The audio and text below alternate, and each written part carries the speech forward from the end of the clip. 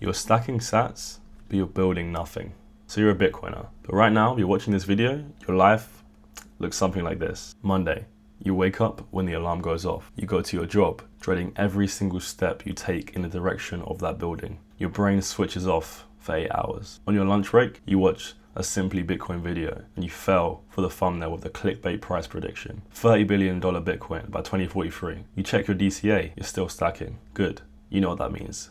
One day, you'll be out of here. But yet, here you still are. You look up at the clock, back to it. Back home, you eat dinner, or watching some guy on YouTube scream endlessly and rant, or squiggling lines in a male astrology chart. But you're hooked on every word. Your food goes cold. He's screaming something about breaking sentiment resistance at 70k. You look up, shit, you need to head to bed. You fall asleep, checking the Bitcoin price, checking how much you stacked today. Tuesday is the same, Wednesday is the same, Thursday is the same, Friday is the same. You spend your entire free weekend thinking about what you do when you've stacked enough Bitcoin, thinking about what you'd really do with your life when you're free to do what you want. Sunday evening rolls around and no needle has moved, no action has been taken. You repeat the cycle. Everything stays the same. The only things wavering are your Bitcoin conviction and the price chopping sideways in the bear market. The only thing increasing is your Bitcoin balance.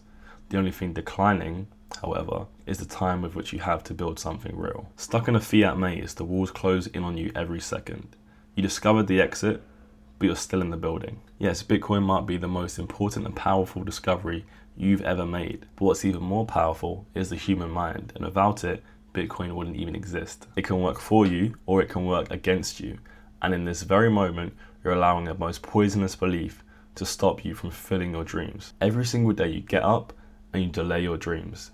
You say, I'll just do it tomorrow. I'll do it next week. I'll do it the month after. In the same vein, fiat currencies are debased. You allow your dreams to be debased. And this time you can't blame Jerome Powell or Kevin Walsh, whoever the hell is in the Fed chair position. But hold on, you're different, right? You found the exit. You found the escape. You found the system that actually rewards your hard work. The system outside of the system. Or at least that's what you tell yourself when you're watching your 17th Michael Saylor podcast of the week that tickles that part of your brain that really loves that juicy confirmation bias. Now don't discredit yourself. You put in the work, you discovered something, you learnt about it. You took a measured risk to try and move your energy to a new system. That's why you don't betray yourself because you're lazy, you betray yourself because you're addicted to numbers on the screen, 2 numbers specifically.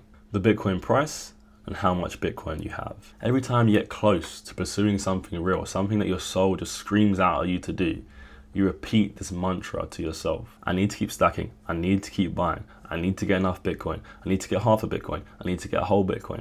Then I'll write that book. Then I'll start that company. Then I'll build a different income stream so I can quit my shit job and actually try and live my life. Those are all the thoughts going through your head as you chase freedom through stacking sats, while ironically putting yourself on another infinite treadmill. But the truth is, Bitcoin isn't some permission slip that you're going to cash in one day. Let's be perfectly honest here. Your idea of enough, your idea of how much Bitcoin you need, it changes every bloody Wednesday. First it was 0.2, then it was 0.3, you get the picture. But Bitcoin doesn't care about your feelings, it doesn't care about your laziness, it just is. So when you start to get lackadaisical, when you start to get complacent, you think Bitcoin can just do all the heavy lifting for me, I'm just going to stay nice and warm in my little comfort zone.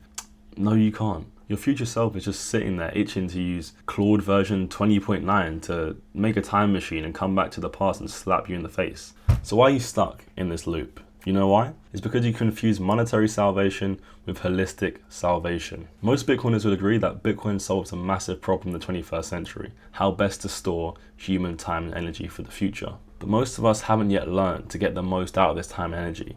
And even if we operate on a Bitcoin standard, we still treat our time and energy in a fiat way. We pretend foolishly that all this time, all this energy that we have can be printed out of thin air, that we've got so much of it, that we have all the time in the world to chase our passions and build something real, build valuable things for society. We don't. We only have the present moment, and we only have the uncertain and time-scarce future. Put simply, the only thing scarcer than Bitcoin is our lives. The magic internet money that Satoshi created, yeah, it fixes a lot, but it doesn't fix everything, especially if you're not working towards your highest goals. Alright, so here's the big news flash, and this one even took me a second to wrap my head around when I came across it. No matter the amount of Bitcoin that you have, if you're a net consumer to society and you take more than you give, and you spend everything and even more that you get for providing value, you'll soon end up with 0 Bitcoin, and you'll soon end up with nothing. But on the other hand, if you're a net producer to society and you provide more value than you take, time, energy, and rewards will flow to you in the form of Bitcoin, in the form of real money, and you accumulate more over time and generate more abundance. Quite a few Bitcoiners, and a lot of Bitcoiners that have just started out stacking sats, they love to talk about the fact that they now have a low time preference, but they're still living in a high time preference way, no matter what they say. You know, a lot of them will be delaying gratification and will be spending less than they earn and investing the rest in Bitcoin, but at the same time, they're running around trying to find any scrap of fiat, any scrap of money just to fold and flip into Bitcoin. They aren't treating the rest of their lives as low time preference. They aren't building their skills. They aren't investing in themselves while just trying to run around frantically looking for any scrap of fiat anywhere and everywhere to convert to Bitcoin. And usually that ends you up at your soul-crushing job or at that weird Uber Eats side hustle where you're using a car whose seats smell like farts from the great financial crisis. The real low time preference is seeing Bitcoin for what it truly is. It's the ultimate savings technology, not the ultimate savior technology. Bitcoin isn't God. Bitcoin's going to help you out, but it's not going to save you. It's not your savior. Money, really, like any other technology, and thereby Bitcoin, which is the realest money we have, is a tool, and tools can build things or tools can destroy things. Tools change in the hands of their wielders. Think of a hammer. You can find someone and go break their bones with a hammer, or you can build them a nice lovely house and they'll pay you for it. You provide value to them and they'll provide value back to you. Look, I get it. I was in your exact position. I was converting every spare penny into supreme monetary energy, thinking I was some Nikola Tesla level genius, when I was really just saving my money while my output was 0. And at times I picked up shifts on 3 days which I could have used for something, because I knew I'd probably just sit there and question that whole day what I should actually be doing with my free time. Just because I was thinking, oh well, I might as well go and get some money. I might as well, invest some of that into Bitcoin. I chose to trade my time for fiat, to convert it to Bitcoin, delaying gratification yet another day for my future self. But while building him no real future skills, no real purpose. In truth, my Bitcoin obsession was the plan and not a product of one. And don't get me wrong, I'm still obsessed with Bitcoin. I'm still obsessed with global macroeconomics, free markets, Austrian economics, sovereign living. But I've realized something. My highest obsession should be with what I'm building. It should be in chasing my purpose, in designing fulfilling life that I choose to capitalize on the hardest asset known to man. Your Bitcoin balance should be a reflection of a life well lived, not a life dedicated to squeezing value out of shallow, meaningless pursuits. Just because Bitcoin affords you to save every single penny, to try and save for a better future where your life can't be debased, and let's be real, you've probably skipped out on meeting with your friends a couple times just to buy more, doesn't mean you should save every single scrap, save every single penny just to invest. Now let me be clear, this is not an invitation to stop buying Bitcoin as aggressively as you have been. Everyone should get to their own personal goals as sustainably as they can whilst working towards something real. But you will always want more, always. So you stay at your shitty job, working double shifts, working overtime, because you're addicted to buying, addicted to storing up for some future that you think will be better, that you think will save you. And maybe you're right. But at some point you need to take a long, hard look at yourself and ask when you're going to start living. And it's not a complete reversal. It's not going out and buying designer clothes suddenly, getting some car you can't afford on finance.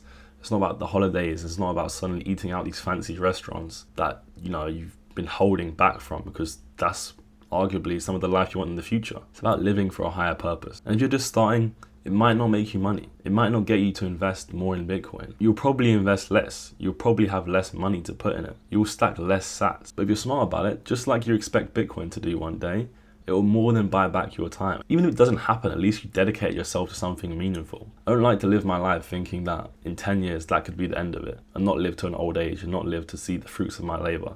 But at the end of the day, we never know. You'd rather, on your deathbed, have spent your life building something meaningful than saving for a future that never comes. Because it's not just about the number in your bank account or your monthly income statement. It's about the man you build by building something greater than yourself. Bitcoin handles your savings, but it cannot compensate for a life of low output, which is already subsidized by cutting costs and living like a medieval peasant just to keep your savings rate really high. Expand your means, increase your income, design your dream life, and build something real. All while using Bitcoin as your anchor. By capitalizing your project, your passion, your purpose on Bitcoin, you'll become an unstoppable force. Sovereign, independent, and purpose-driven. all fueled by the hardest money to ever grace the earth. The alarm goes off. It's Monday again. But you wake up calm. Your heart beats a little smoother, a little slower, a little more rhythmic. It hit you while your boss was speaking to you the other day, but not because of what they said. You didn't hear a word. You heard something calling out to you, something beckoning. It was the last whisper of your dying dreams. You go through the motions of your morning routine, but in an eerie but comfortable silence. An air of ease and realization lingers around you. You're the captain of your ship, and no one's coming to save you from a potential iceberg. But now a fire burns deep within you, an electric charge willing you to build, willing you to create, willing you to transcend your current situation. And your week trudges on, but the fire stays with you. You complete your work in record time in anticipation of the weekend. All Saturday, all Sunday, you scribble stuff on paper, illegibly, brainstorming. You're starting to see something come together. You're starting to see potential future. You're starting to see something that you could actually build, something of value, emerge from the ashes of what you left behind. Monday rolls around again, and yeah, you head back to work, but you clock in knowing you might not be there much longer. So this is my advice. Forget how you arrived at Bitcoin as a solution to all your problems. Envision yourself in that future of pure abundance and live like you're there right now. Think of saving Bitcoin just like saving money. Would you grind for 30 years and save every penny just to see a number go up on a screen? You've got to ask yourself that question honestly. Or instead, would you channel that time, that energy, that focus into something productive that is really for yourself and for your future family? Which, let's be real, will probably net you more Bitcoin in the long run when you've started to build something of high value. If you've watched this far into the video, I want to thank you because I feel like you're starting to get it. But I want you to take away something very important right here at the end, and it's this. The best way to benefit from Bitcoin is to act like it doesn't exist. So keep stacking, keep delaying gratification, keep buying more Bitcoin, keep your DCA on. But think of this, Michelangelo, Da Vinci, they didn't sit there in the gold standard thinking about how they could get more gold. They sat there and thought about how they could make the most beautiful works of art and provide the most value to society that outlasted their lifetimes. The type of valuable work that we still recognize today. And that is what it's truly about. Thanks for watching. I'll see you in the next one.